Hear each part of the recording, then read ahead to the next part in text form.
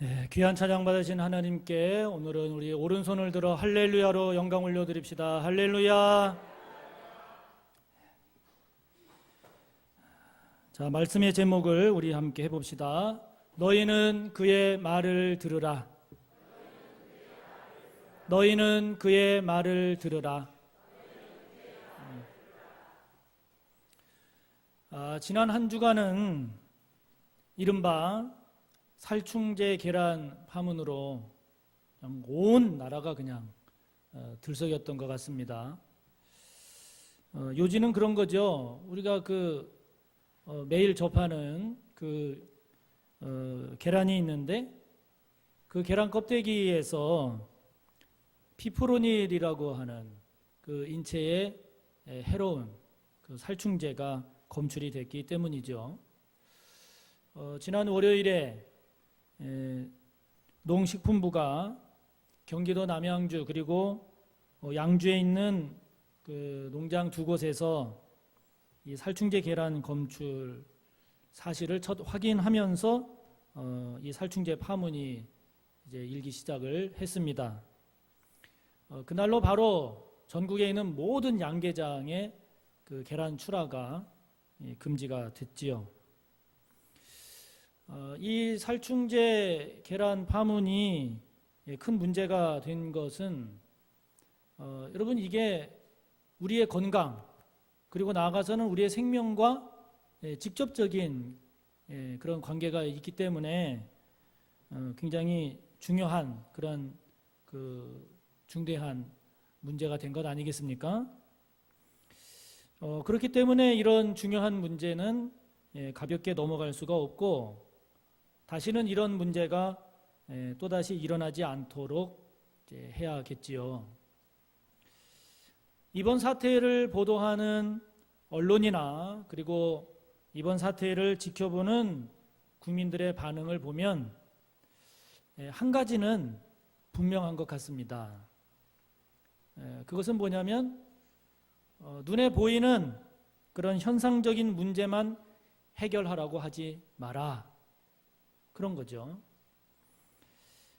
다시 말하면 살충제를 뿌린 계란이 전국의 어느 농장, 몇 개 농장에서 나왔고 그리고 그 계란들에는 어떤 표시가 있으니까 그것만 잘 살펴서 안 먹으면 더 이상 살충제 계란은 출하하지 않도록 했으니까 그것만 잘 살펴서 안 먹으면 아무런 문제 없으니까 너무 걱정하지 마시고 그냥 일상생활 하십시오. 여러분 이러면 국민들이 그렇게 합니까? 안 하잖아요. 불안해서. 보다 중요한 것은 그런 현상적인 표면적인 문제 해결이 아니라 실질적인 문제 해결을 원하는 것 아닙니까? 그리고 보다 근본적인 그런 대책 마련이 있어야 한다라고 하는 것을 더 중요하게 보는 것이죠. 다시 말하면 이번 일이 왜 일어났는지 그 원인을 깊이 있게 규명을 하고 이번 일에 대한 책임을 엄중하게 묻고 이런 일이 다시 발생하지 않도록 제대로 된 관리, 감독 잘하고 그리고 이에 대한 분명한 재발 방지 대책을 세워라. 이것이 보다 더 중요한 것이다. 여러분 이것이 지금 모든 언론이나 국민들이 가지고 있는 생각 아니겠습니까? 그러고 보면 우리가 어떤 문제를 볼 때 또 무엇을 생각을 할 때 겉으로 보이는 현상을 파악하는 것이 1차적으로는 중요하겠지만 그러나 시간이 지날수록 보다 중요하게 여겨지는 것은 그런 현상 자체가 아니고 그 현상 뒤에 있는 보다 심층적인 문제, 보다 본질적인 핵심, 그것이 무엇인가를 파악하고 바라볼 줄 아는 것이 보다 더 중요하구나. 그런 것을 우리가 발견하게 되는 것이죠. 오늘 우리가 함께 본 본문의 내용 또한 그런 점을 우리에게 말씀하고 있습니다. 오늘 본문은 여러분들이 잘 아시는 것처럼 예수님께서 베드로, 야고보, 요한 이 세 제자들을 데리시고 따로 높은 산에 오르셨어요. 전통적으로 성경학자들은 이 높은 산을 남부 갈릴리에 있는 해발 588m 되는 다볼산일 것이다 이렇게 추정을 합니다마는 어쨌든 그 산에 예수님께서 세 제자들을 데리고 올라가셨어요. 그 산에서 예수님은 그 제자들이 보는 앞에서 변형이 되셨습니다. 그것이 오늘 본문의 중요한 내용 아닙니까? 지난 시간에도 말씀드린 것처럼 여러분 마태복음 전체를 보면요, 16장, 구체적으로는 16장 13절을 기점으로 해서 그 이전과 그 이후가 참 많이 다릅니다. 16장 13절 이후로는 마태복음의 내용이 이제 새로운 국면으로 접어들게 되는데, 그 이전까지 1장부터 16장 12절까지를 보면 거기에서는 예수님께서 행하신 사역들, 즉 예수님께서 행하신 질병 치유라든지 기적을 행하시는 거라든지 또는 심지어 죽은 자를 살리는 것과 같은 그런 객관적인 사실들을 소개를 하면서 그런 예수님의 권능, 그것을 말씀하고 있습니다. 그런 예수님의 모습을 보면 제자들은 굉장히 예수님에 대한 기대가 여러분 컸지 않았겠어요? 많은 사람들도 그렇고 제자들도 그렇고, 야, 저렇게 예수님께서 권능 행하시고 저런 분이라면 와, 얼마나 기대가 컸겠습니까? 그런데 우리가 아는 것처럼 주는 그리스도시요 살아계신 하나님의 아들이십니다 라고 하는 이 베드로의 신앙 고백, 그 이후를 보면 예수님은 그동안과는 전혀 다른 모습을 보이세요. 그 이후로부터 마태복음이 끝나는 28장까지를 보면 이제는 예수님께서 기적을 행하거나 권능을 보여주시는 거기에 초점이 있지 않습니다. 거기에 있는 것이 아니라 그전까지 행하셨던 예수님의 그런 그 사역을 행하시는 본질적인 목적, 그리고 그 사역들 속에 담겨져 있는 본질적인 의미, 그것을 밝히세요. 다시 말하면 죄인된 우리 인간을 구원하시기 위해 고난당하신다는 것, 그래서 우리 대신 십자가에서 죽으신다는 것, 그리고 그 죽음의 권세를 깨고 부활하신다 하는 보다 본질적인 그 부분을 예수님께서 계속 강조해 나가십니다. 사실 이것은 제자들 입장에서 보면 굉장히 충격적인 거예요. 굉장히 혼란스러운 것입니다. 그동안에 기적을 행하시고 권능을 행하신 그런 예수님의 모습에서 갑자기 예수님이 고난당하시고 죽으시는 그런 예수님으로 바뀌었을 때 그것을 받아들이기가 여러분 제자들이 얼마나 힘들었겠어요. 혼란스럽고 충격을 느끼지 않았겠습니까? 제자들로서는 이해하기 어려운, 지금까지 예수님을 본 제자들로서는 그 예수님을 받아들이기 힘든 충격이었다고요. 이것은 마치 높은 곳에서 바닥으로 떨어진 기분이라고 그럴까요? 잔치집이 갑자기 초상집으로 바뀐 것과 같다고 할까요? 자부심과 긍지로 가득했던 마음이 순식간에 두려움과 공포가 밀려드는 그런 상태였을 것입니다. 그런 제자들에게 오늘 예수님께서 그들 앞에서 변화하신 거예요. 어떻게 변화되셨습니까? 2절에 그 모습을 소개하고 있습니다. 함께 읽습니다. 그들 앞에서 변형되사 그 얼굴이 해같이 빛나며 옷이 빛과 같이 희어졌더라. 아멘.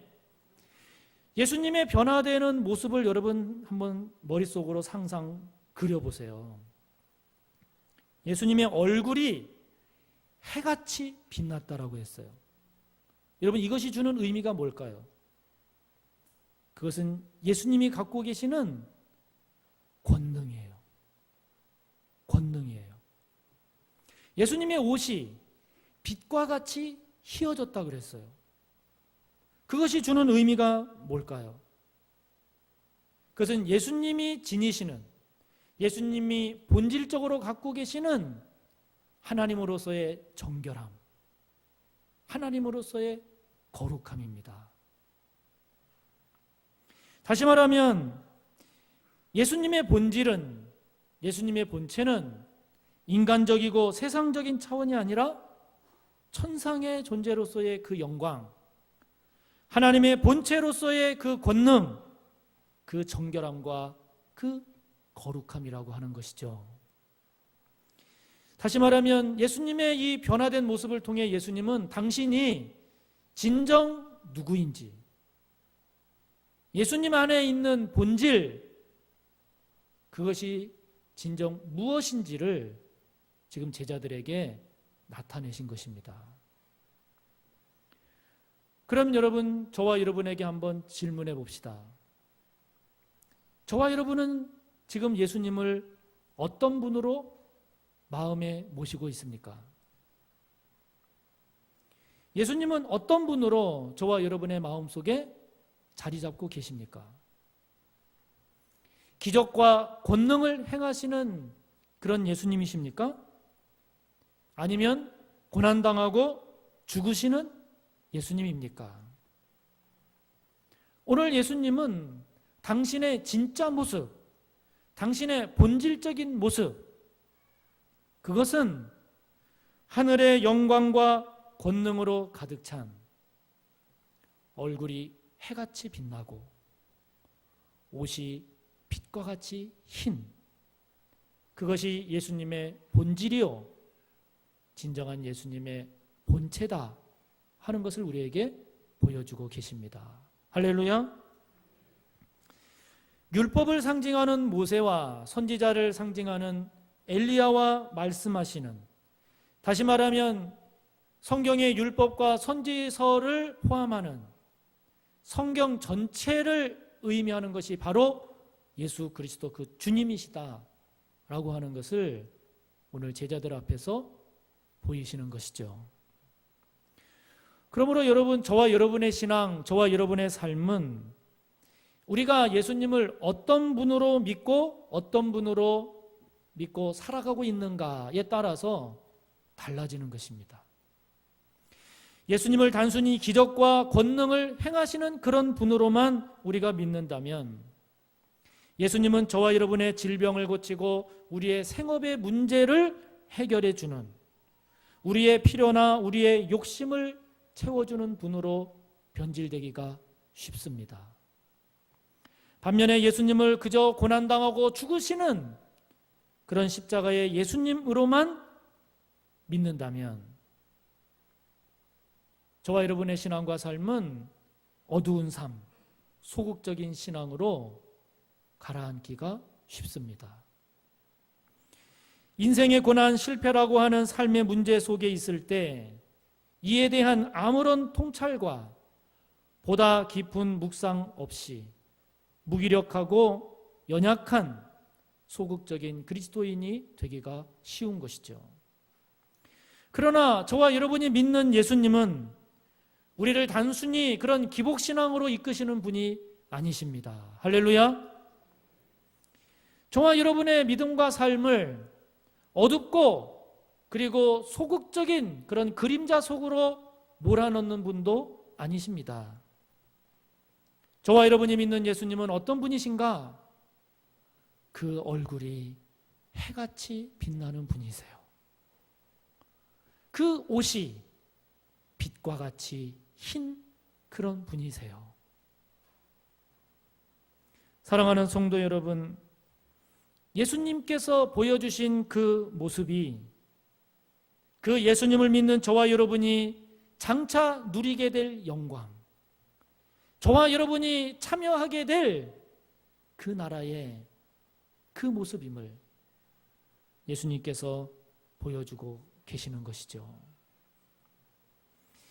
그러므로 저와 여러분, 예수님을 통해서 우리에게 주어질 영적인 영광, 영적인 승리, 여러분 이것을 잘 바라보고 있습니까? 아니면 지금 당하고 있는 세상적인 고난에 내가 사로잡혀서 그 예수님을 놓치고 있지는 않습니까? 여러분, 예수님께서 당하시는 고난은 고난으로 끝나지 않습니다. 예수님께서 당하시는 그 고난 속에는 하늘의 영광, 하늘의 승리가 들어 있습니다. 예수님께서 십자가에서 죽으시는 예수님의 그 죽으심은 그냥 예수님이 죽는 것으로 끝나지 않아요. 예수님의 그 죽으심 속에는 영원한 생명, 영원한 승리가 예수님의 죽으심 속에 들어 있습니다. 예수님께서 행하시는 그 권능은 이 땅에서 단순히 우리가 인정받고 이 땅에서 그냥 잘 살기 위한 그런 차원이 아니라 예수님께서 행하신 그 권능 속에는 하나님의 영광이 들어있는 것입니다.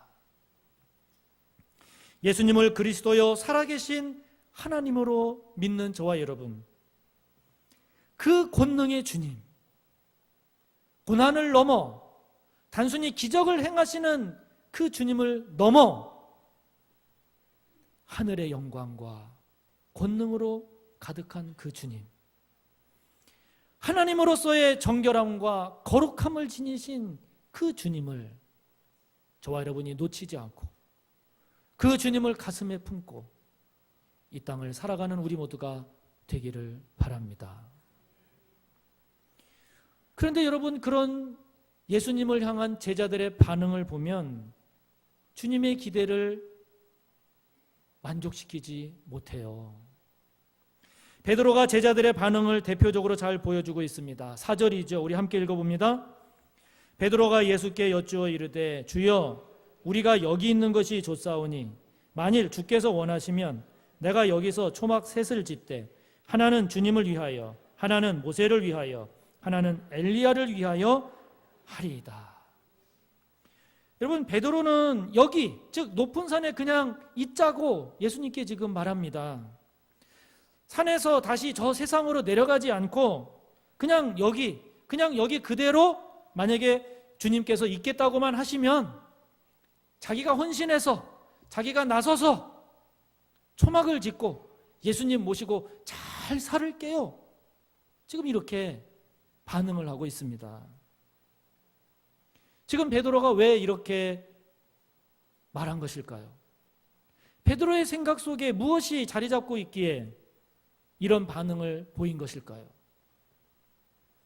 그것은 아마도 베드로의 마음 속에는 이 예수님께서 보여주신 이 하늘 영광, 여기에는 참여하고 싶지만 그러나 저 땅에서 당하는 고난은 피하고 싶다. 여러분, 그런 마음 때문 아닐까요? 주님께서 보여주신 이 하늘에서의 주님과 함께 사는 이 즐거움, 이것이라면 얼마든지 좋지만 그러나 예수님과 함께하는 것이라 할지라도 세상에 내려가서 그 세상에서 자신의 십자가를 지고 예수님을 따르는 것은 원치 않았던 그 마음 때문 아닐까요? 영원한 천상의 안식을 누릴 수만 있다면 얼마든지 헌신하고 얼마든지 충성할 수 있지만 그러나 마음의 안식이 있다고 하더라도 세상으로 내려가서 세상 속에서 문제와 싸우고 시련과 싸우고 그래서 두렵고 불안하게 사는 그러한 것은 원치 않는 그런 마음 때문 아니었을까요? 여러분, 베드로의 모습은 곧 오늘 우리의 모습을 보여주고 있습니다. 우리는 십자가를 지신 예수님을 믿는다 하면서도 실제로는 십자가 없는 영광을 구하고 있지는 않은지, 십자가에서 죽으신 예수님을 우리가 믿는다라고 하면서도 죽음 없는 영생을 구하고 고난을 통해 당신의 사명을 감당하신 예수님이시다라고 하는 것을 우리는 알면서도 정작 우리는 사명을 감당하는 것 없이 상급만을 바라는 그런 그리스도인이 되려는 것은 아닌지요. 여러분은 그렇지 않습니까? 저는 이 말씀을 묵상하고 이 설교를 준비하면서 그런 저의 모습을 발견했기에 참으로 주님께 죄송스러웠습니다. 저 또한 베드로처럼 주님, 제가 주님을 위해서 열심히 충성하고 최선을 다해 헌신하면서 제가 주님께 드릴 수 있는 모든 것을 드려서 제가 감당하겠사오니 세상이 아닌 주님 여기 이 높은 산, 이 천상에서 하고 싶습니다. 그런 마음이 저에게 있는 거예요.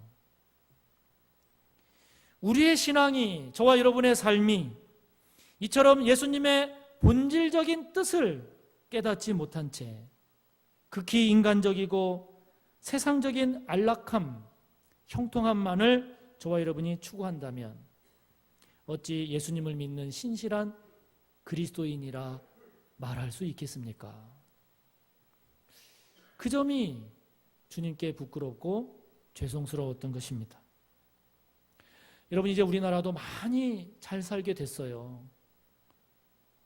성도님들의 소득이 높아지고 그리고 삶이 편리해지고 이제 누릴 수 있는 것이 점점 많아지게 됐습니다.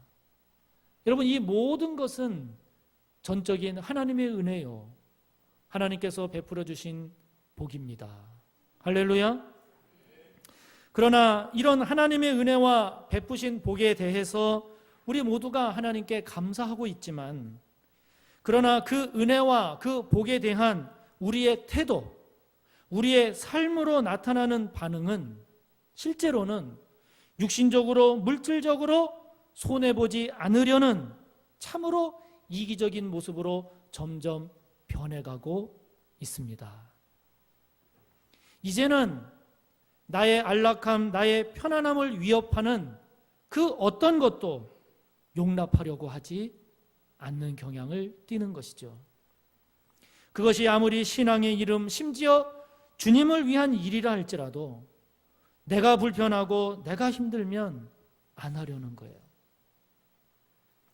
그래서 머리로는 신앙, 생각으로는 믿음, 이것이 있지만 그러나 실제로는 나의 이익, 나의 편리함이 우리의 마음을 주관하고 있습니다. 먼저 그의 나라와 그의 의를 구하면 이 모든 것을 너희에게 더할 것이다 라고 하는 이런 믿음, 아니 그리 아니하실지라도 주님을 믿기에, 하나님을 믿기에 나는 감사하며 이 믿음의 길을 가리라. 여러분, 이런 신앙의 야성이 점점 사라지는 것입니다. 성도 여러분, 바라기는 주님, 제가 여기 높은 산에 있는 것이 좋사오니 주께서 원하시면 제가 여기서 초막을 짓고 주님을 위하여 헌신하겠습니다. 이런 베드로의 고백이 아니라, 주님, 제가 여기 높은 산에 있는 것이 솔직히 좋지만 그러나 주께서 원하시면 제가 기꺼이 낮은 곳으로 내려가서 세상 속으로 들어가서 그곳에서 초막을 짓고 그곳에서 주님을 위하여, 그곳에서 하나님의 나라를 위하여 겸손히 오직 주님만을 바라보며 헌신하겠습니다. 여러분, 이런 고백이 여러분 우리에게 살아있어야 되지 않겠습니까? 이른바 신앙의 야성이 여러분 우리에게 살아나야 되지 않겠습니까? 이런 제자들에게 하늘에서 하나님의 음성이 들립니다. 5절이지요.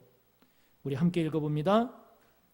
말할 때에 호련히 빛난 구름이 그들을 덮으며 구름 속에서 소리가 나서 이르시되 이는 내 사랑하는 아들이요 내 기뻐하는 자니 너희는 그의 말을 들으라 하시는지라.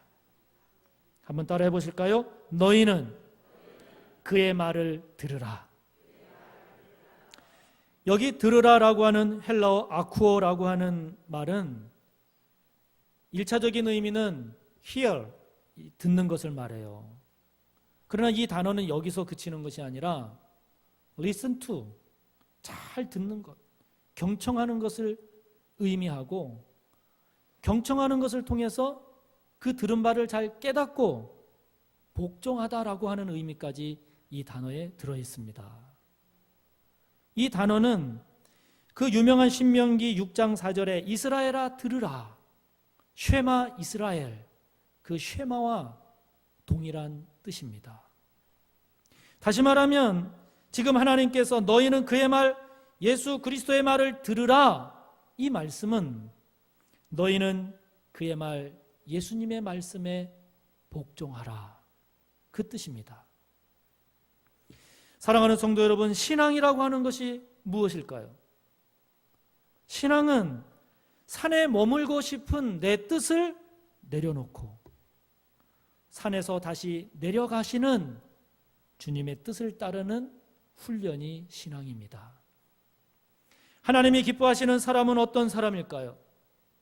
산에서 초막을 치려는 내 생각을 내려놓고 주님이 원하시는 그 세상 속에서 초막을 짓는 사람입니다. 신실한 그리스도인은 어떤 사람일까요? 내가 원하는 나의 욕심을 바꿔서 주님께서 기뻐하시는 하나님의 영광을 위해서 나아가는 사람 아니겠습니까? 우리가 이 땅을 살아가면서 그리스도인으로 하나님의 사람으로 저와 여러분이 진정 힘써야 할 것은 그 하나님의 말씀, 그 주님의 뜻, 거기에 순종하는 것 아니겠습니까? 처음에는 인간적으로도 준수하고 하나님 앞에서도 겸손하게 출발했던 이스라엘의 초대왕 사울. 그러나 그는 나중에는 인간적으로는 교만해지고 하나님 앞에서도 겸손한 것이 아니라 자신의 뜻대로 나아갔기에 버림을 받습니다. 그 사울 왕에게 사무엘 선지자는 이렇게 하나님의 말씀을 전합니다. 사무엘상 15장 22절 23절을 보면 하나님의 말씀을 이렇게 전합니다. 여호와께서 번제와 다른 제사를 그의 목소리를 청종하는 것을 좋아하심같이 좋아하시겠습니까? 순종이 제사보다 낫고 듣는 것이 순양의 기름보다 나으니 이는 거역하는 것은 점치는 죄와 같고 완고한 것은 사신 우상에게 절하는 죄와 같습니다. 왕이 여호와의 말씀을 버렸으므로 여호와께서도 왕을 버려 왕이 되지 못하게 하셨습니다. 예수님이 진정 어떤 분인지 미처 깨닫지 못하고 세상 속 우리의 문제 속에서 우리만을 위해 허우적거리며 살기 쉬운 오늘 이 시대, 하늘의 영광과 하늘의 그 권능으로 가득한 그 예수님을 다시 한번 깊이 깨닫는 우리 모두가 되기를 바랍니다.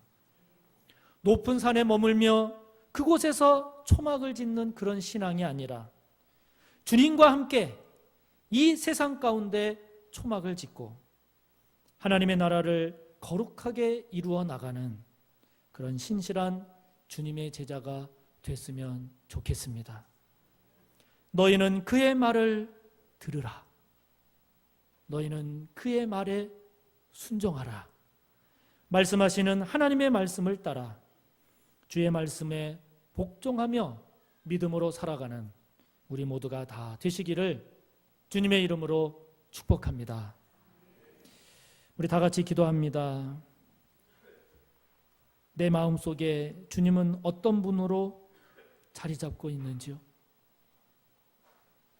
단순히 기적을 행하시는 분으로 자리 잡고 있는지요? 아니면 고난당하고 죽으신 주님으로만 자리 잡고 있는지요? 오늘 주님은 우리에게 그 얼굴이 해같이 빛나고 그 옷이 빛같이 하얀 그런 주님이라고 우리에게 보여주십니다. 그 주님을 향해서 저와 여러분 하늘 영광 그 높은 산에만 머무는 우리의 신앙이 되지 아니하고 그 주님을 가슴에 품고 이 세상 가운데 주님께서 전하시는 주님의 말씀의 뜻을 깨닫고 그 말씀에 순종하며 살아가는 우리들의 믿음, 우리의 삶이 되기를 우리 주여 세 번 하고 기도합시다. 주여, 주여, 주여. 하나님 아버지, 오늘 주님의 모습을 다시 한번 바라봅니다. 제자들이 보는 가운데 주님 변화되셨습니다. 하늘의 영광으로 가득하신 주님, 하나님의 권능으로 가득하신 주님, 그 하나님의 정결하심과 그 하나님의 거룩하심으로 가득하신 주님, 주님은 기적을 행하고 죽은 자를 살리셨으나 그 권능 속에는 이 세상에서 인정받고 존경받으려는 차원을 넘어 하나님의 영광을 드러내고자 하심이었습니다. 예수님은 고난당하셨습니다. 십자가에서 비참하게 죽으셨습니다. 그러나 그 예수님의 고난과 그 예수님의 죽으심 속에는 영원한 생명과 영원한 승리가 들어있었습니다. 아버지 하나님, 우리는 주님을 나의 구주로 고백합니다. 주님을 나의 하나님이라고 믿습니다. 그 주님이 어떤 분인지, 그분의 본질과 그분의 본체가 무엇인지를 놓치지 않기를 소망합니다. 그 주님을 가슴에 품고 그 주님을 나의 구주로 나의 하나님으로 믿고 이 땅을 살아가기를 원합니다. 그냥 높은 산, 그 높은 곳에서 그 주님과 머무는 것이 아니라 그 산에서 다시 내려와 십자가의 길을 걸어가시는 그 주님의 뒤를 따라 이 세상에서 초막을 짓고 이 세상에서 하나님의 영광을 위하여 살아가는 신실한 주님의 제자가 되기를 소망합니다. 아버지 하나님, 너희는 그의 말을 들으라. 너희는 그의 말을 들으라. 하나님의 말씀에 아멘, 아멘, 아멘으로 응답하고 화답하는 저희들이 되게 하옵소서. 아버지 하나님, 우리에게 주님은 그냥 이 땅에서 권능을 행하시고 그냥 이 땅에서 죽으시는 그런 주님을 넘어 하늘의 영광, 하늘의 권능, 하늘의 거룩함으로 가득한 나의 구주요 나의 하나님이심을 고백합니다. 그 주님을 가슴에 품고 이 땅을 살고자 하오니 너희는 그의 말을 들으라 하시는 그 하나님의 음성, 그리하여 그 주님을 믿고 순종하며 이 땅을 살아가는 우리 모두가 되게 하옵소서. 예수님의 이름으로 기도하옵나이다. 아멘. 다 일어나십니다.